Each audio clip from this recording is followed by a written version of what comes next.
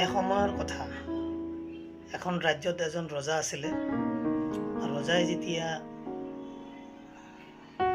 ওলাই গৈ আছিলে, তো এজন মানুহে ক'লে, আপুনি যিটো জংঘলত প্ৰৱেশ কৰিবলৈ গৈ আছে, সেই জংঘলত এজন মানুহ আছে, 2 ফুটৰ মানুহ আছে এজন। আপোনাৰ যদি মংগল কামনা বিচাৰে তেন্তে সেই মানুহজনক আপুনি বধ কৰিব, সেই মানুহজনক মাৰি পেলাব, মাৰি তাৰপিছত আপোনাৰ যাত্ৰাত আগুৱাই যাব, তেতিয়াই আপুনি সফলতা অৰ্জন কৰিব পাৰিব। তো গৈ থকা সময়ত জংঘলত সেই মানুহজন দেখা পালে, 2 ফুটৰ মানুহ। সেই মানুহজন যুদ্ধ কৰিবলৈ আহিলে তেওঁৰ লগত। তাৰপিছত ৰজাই মাৰধৰ কৰিলে, তেওঁক একেবাৰে নামাৰিলে, এনেকৈ আধা মৰা কৰি থৈ গুচি আহিল। 2-3 দিন পিছত আকৌ সেই মানুহজন আহিল ৰজাৰ ওচৰলৈ।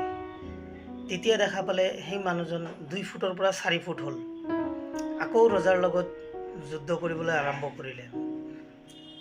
ৰজাই আকৌ তেওঁৰ লগত যুদ্ধ কৰিলে, কৰি তেওঁক আধা মৰা কৰিলে, তেওঁক একেবাৰে নামাৰিলে, আকৌ এৰি দিলে। 3-4 দিনৰ পিছত আকৌ সেই মানুহজন আহিল। তেতিয়া আৰু ডাঙৰ হৈ গ'ল।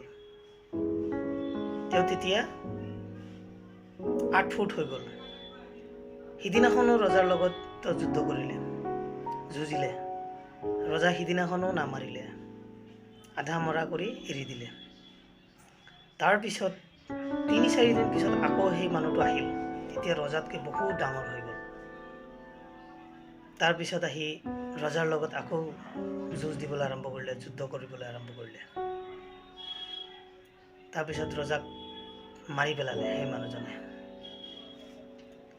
তো আমি এই বস্তুটো গম পাওঁ, এই কাহিনীটোৰ জৰিয়তে এটা কথা গম পাওঁ, যেতিয়া আপোনাৰ সন্মুখত কিবা সমস্যা আহিব, সৰু সুৰা সমস্যা, এই সৰু সুৰা সমস্যা যেতিয়া আপুনি সমাধান নকৰিব, লাহে লাহে সেই সমস্যাটো ডাঙৰ হৈ গৈ থাকিব। আৰু সেই সমস্যাটো ডাঙৰ হৈ গৈ গৈ আপোনাৰ জীৱনৰ প্ৰত্যাহ্বান হৈ থিয় দিব। আজিৰ কাহিনীটো কেনে লাগিছে আপোনালোকে জনাব কমেণ্টৰ জৰিয়তে।